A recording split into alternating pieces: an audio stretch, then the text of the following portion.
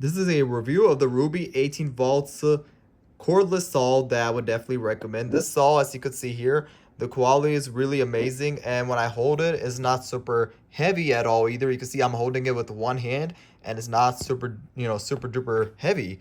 And one thing I like about it also is that it really is easy to cut down your trees or shrubs or trim your tree down. I used this a couple of times, and so far the blade that it comes with is extremely sharp, and you don't have to do a whole lot of work to cut those branches and those shrubs and those trees down. It does the work phenomenal.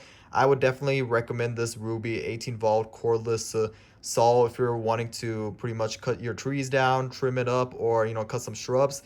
Then this saw is probably one of the best saws that you could get, and I would definitely recommend it if you are looking for a replacement set or you're wanting an improved version of a saw from your previous one.